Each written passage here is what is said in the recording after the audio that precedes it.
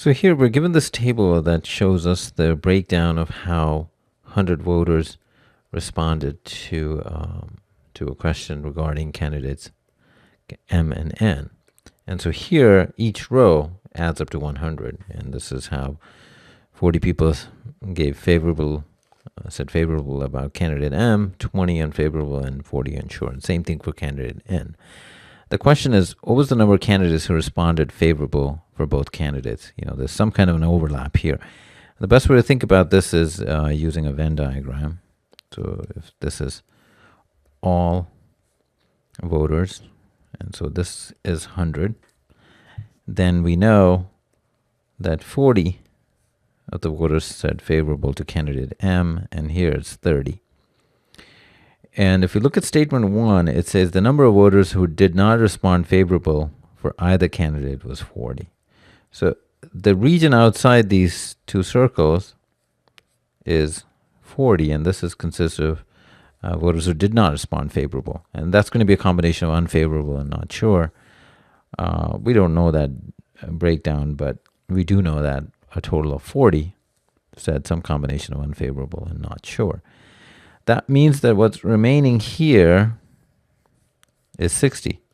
Now, if the overlap is x, then this region is 40 minus x, and this is 30 minus x. So the relationship we have is 60 is equal to the sum of these three regions. And that becomes 70 minus x is 60, and that gives me x is 10.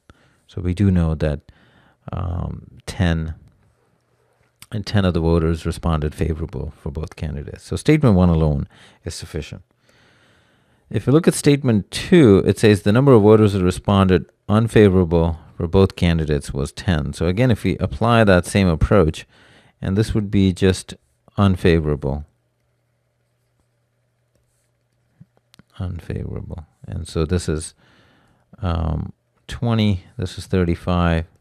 That region is 10, which means people who gave unfavorable to M only and not to N would be 10, and this is 25. So this outside region here, if I add these three, that's 45, this is 55. And that's a combination of voters who said favorable and not sure. Now the question is about number of voters who responded favorable for both candidates here. And statement 2 really doesn't tell us anything about that overlap. So 2 alone is insufficient. And statement 1 alone is sufficient. So the answer is choice A.